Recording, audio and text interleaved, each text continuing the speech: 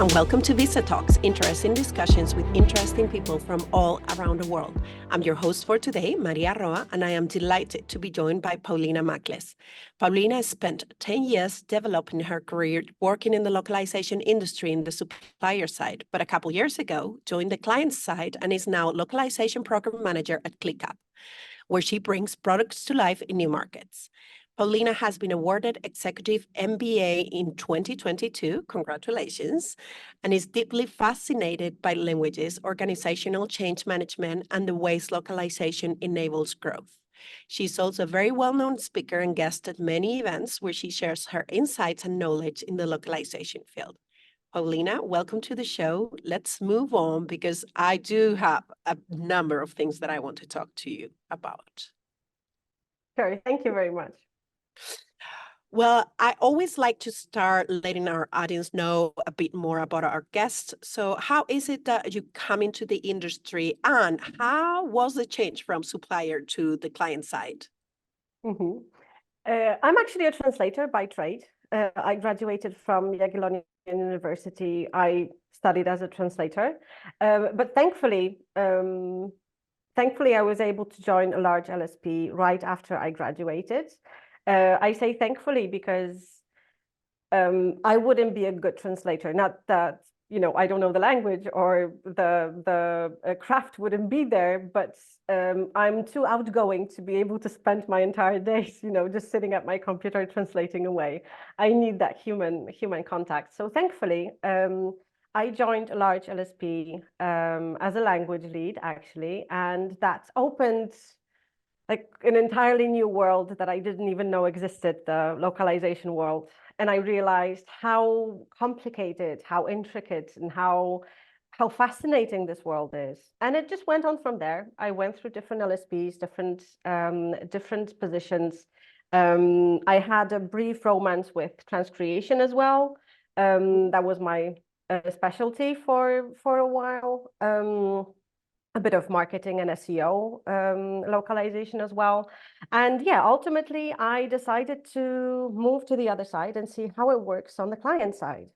And to say the least, the change was very difficult. The client side works entirely different from where I'm sure that almost everyone knows that, but it works entirely different from the supplier side.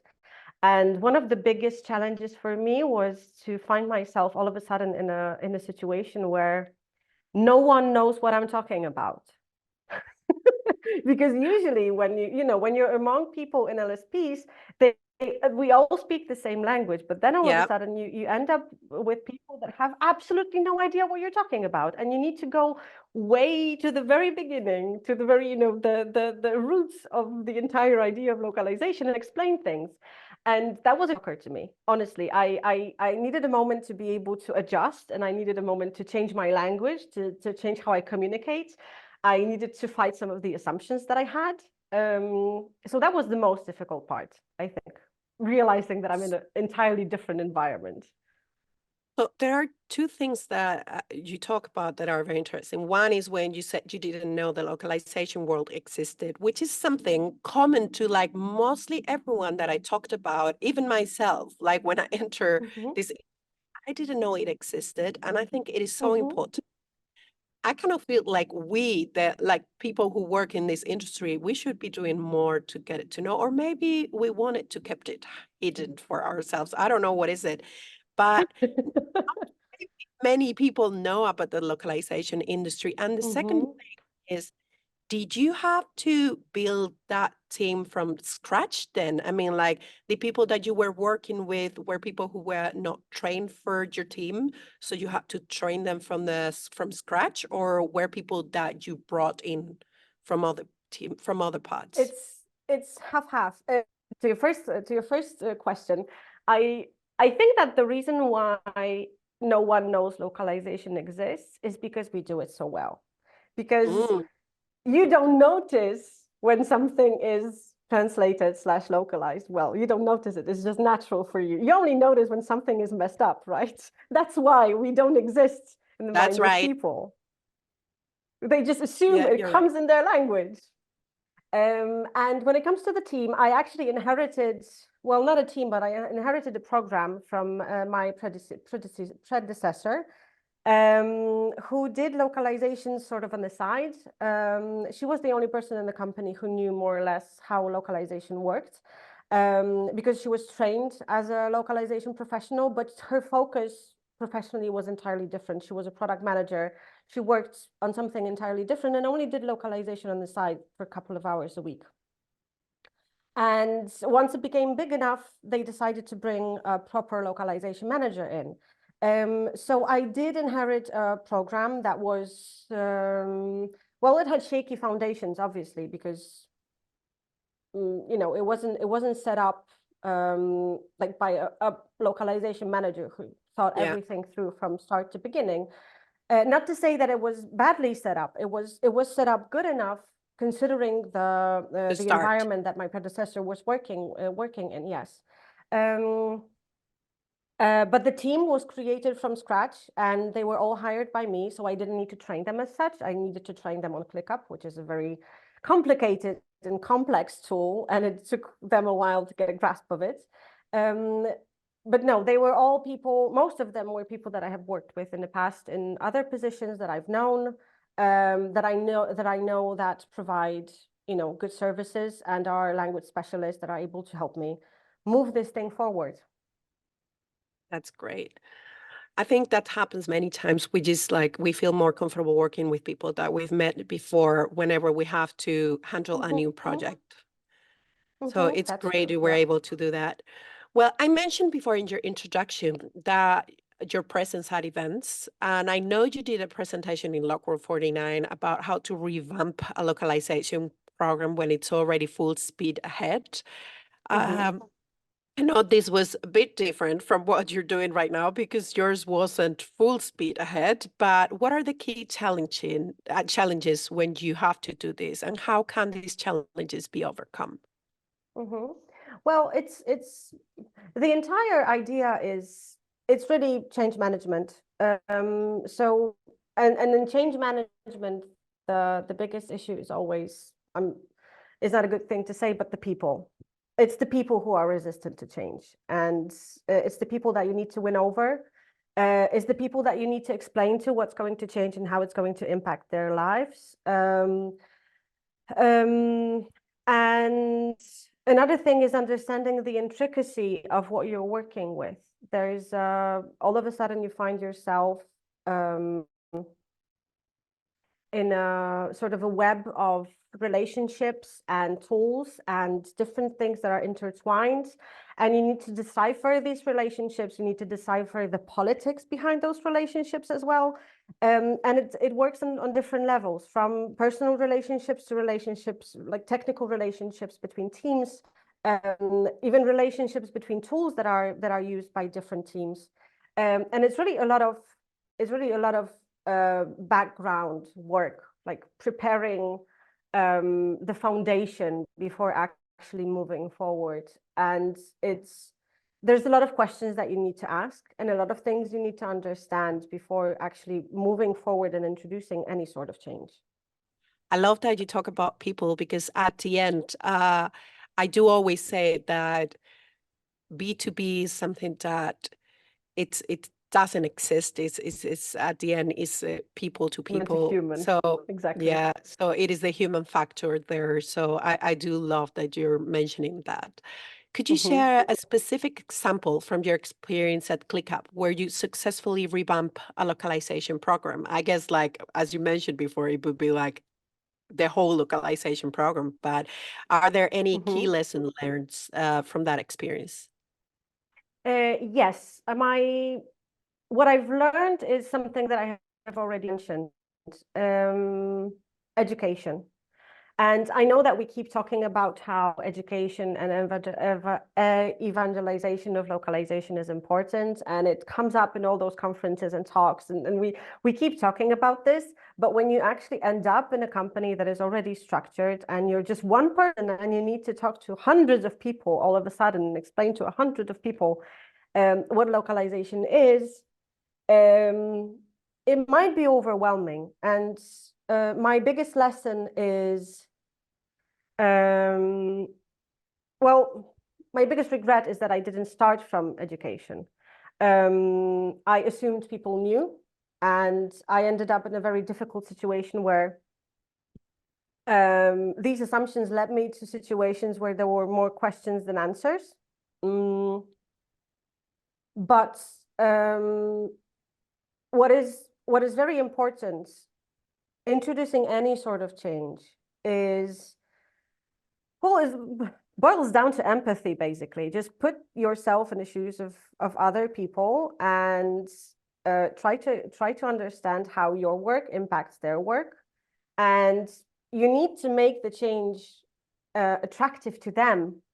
You need to explain to them what that will give them and how this will change their work for better, because otherwise, what's in it for them? Why would they help you introduce change? And you need their help. You never introduce change alone.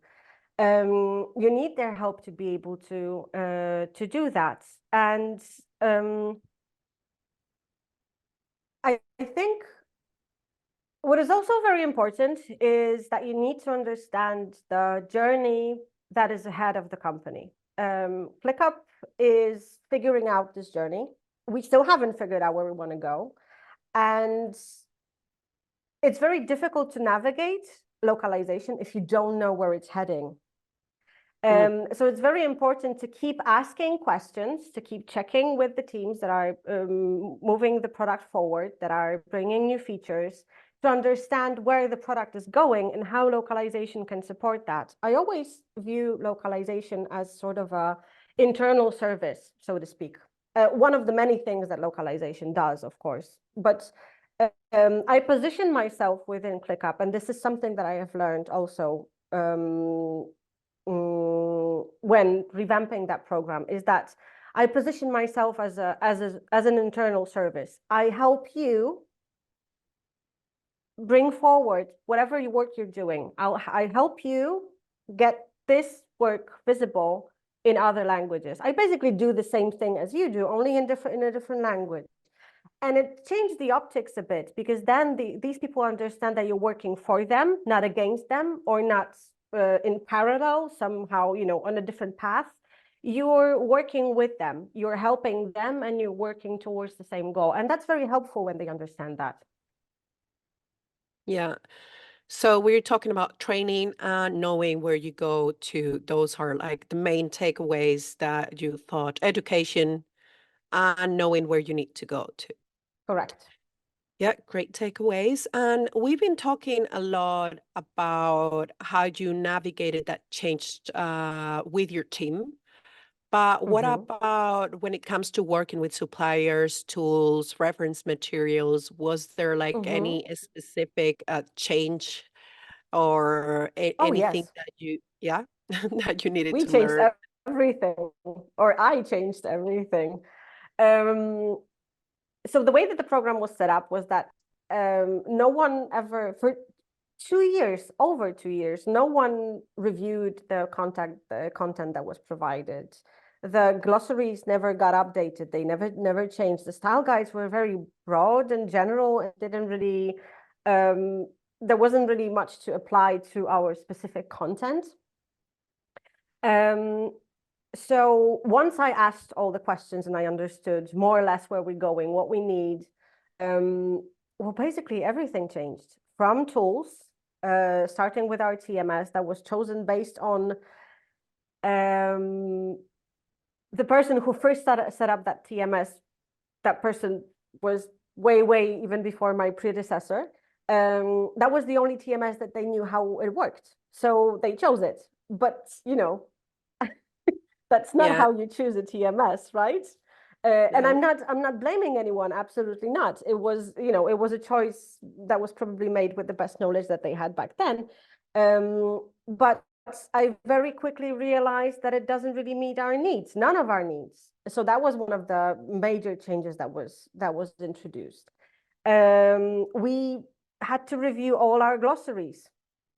We, out of like 60 terms, all of a sudden there was almost 200. And the teams that we were working with,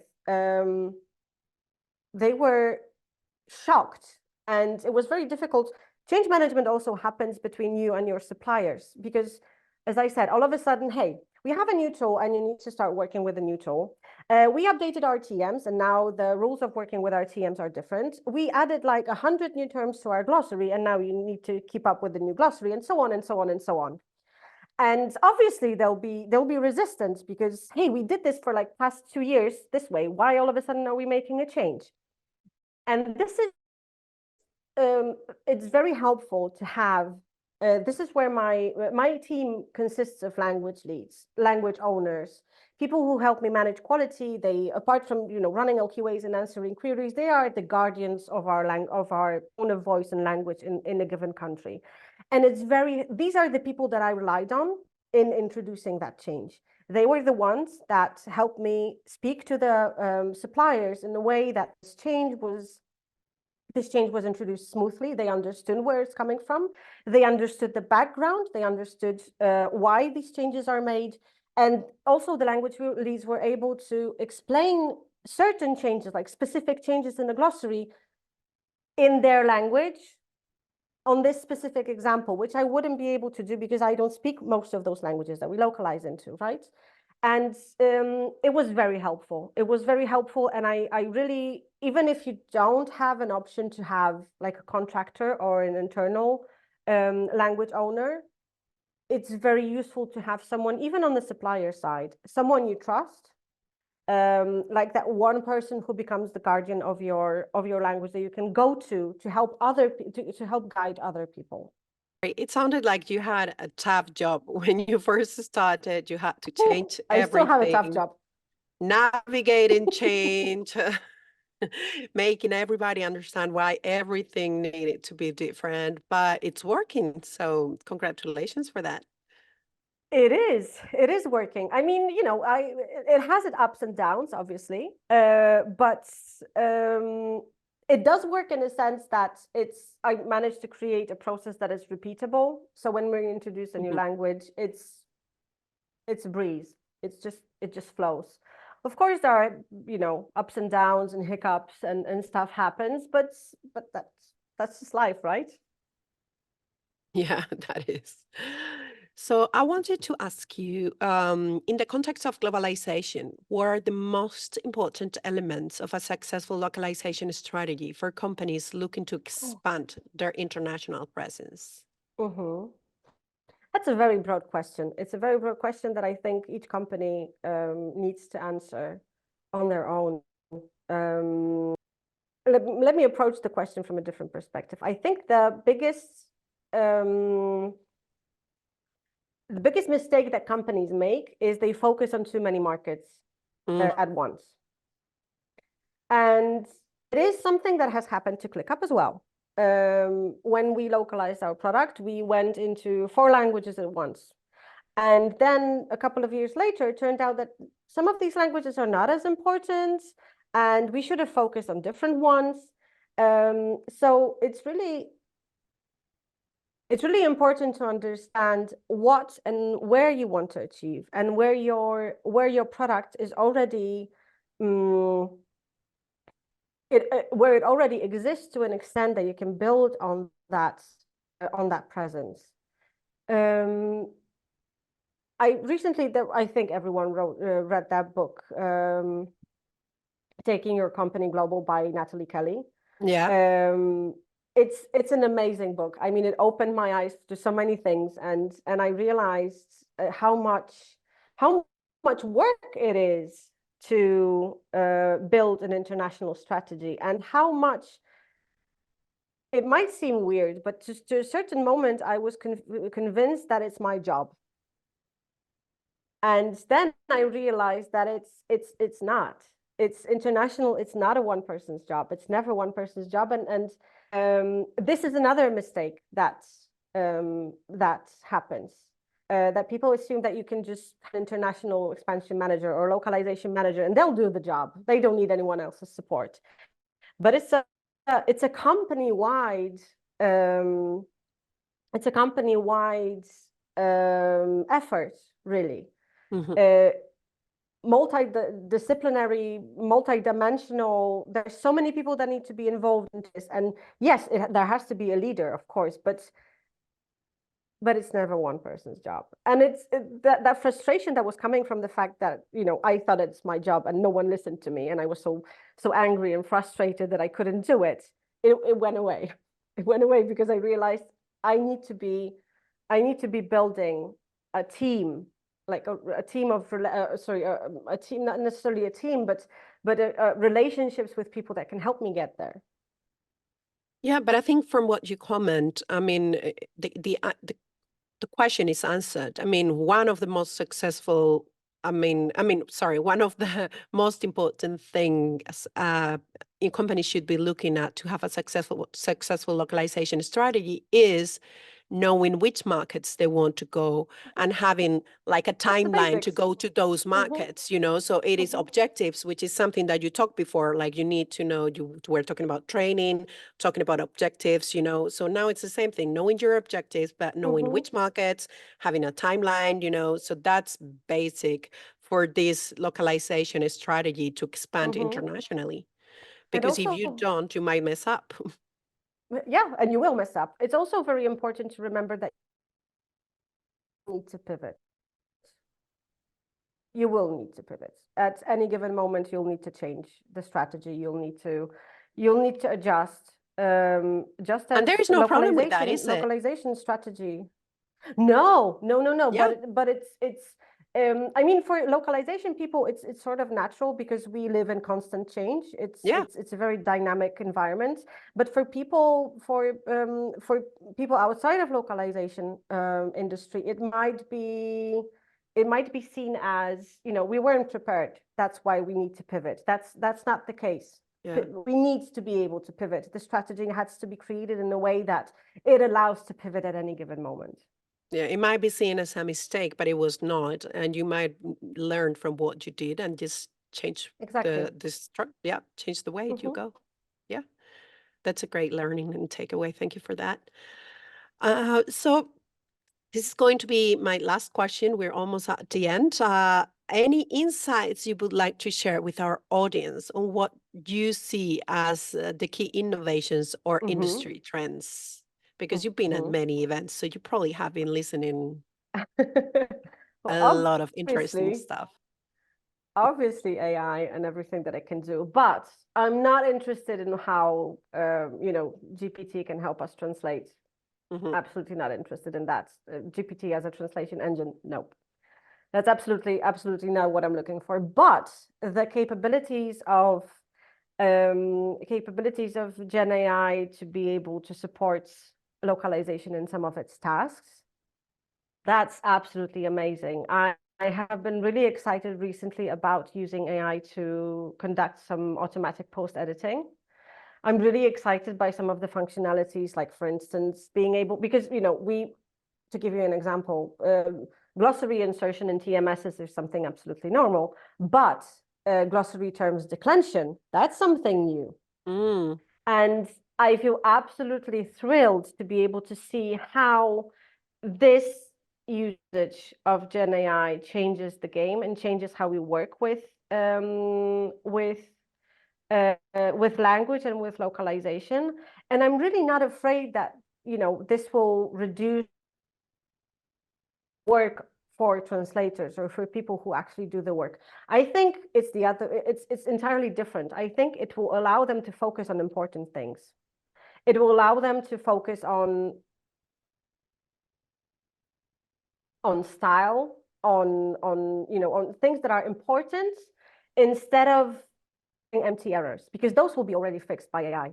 They'll need to focus on making it sound like it was produced by a human, and that's their work, right? Instead of fixing technical issues. It does. I do agree like that. So I'm really not afraid. Yeah, I do agree that AI will be able to help us a lot with our tasks, but more to like whatever we do, it will be able to make it better. So exactly. Yep, I do agree with you. Well, I'm sorry this had to come to an end, but I mean, we need to do it at some point. Maybe we could do part two sometime. Is there anything else that you would like to share with our audience today? Oh my. That's a very ended question. I don't know. You're doing a great job. Keep at it. Okay. Is there any way that they can contact you if any of our audience want to talk to you? Of course, you can find me on LinkedIn, Paulina Makles. I think they will recognize me in the picture and by the description. Yeah, go ahead. You can add me on LinkedIn. You can send a message. I'm more than happy to connect and answer any questions or brainstorm, whatever you need. Perfect. So thank you very much. That's the end of today's show with Paulina Makles. Please make sure to tune in again to see or to listen to the next VistaTalks show, where we will be discussing more interesting topics with interesting people from all around the world. Thank you, Paulina. Thank you. Thank you.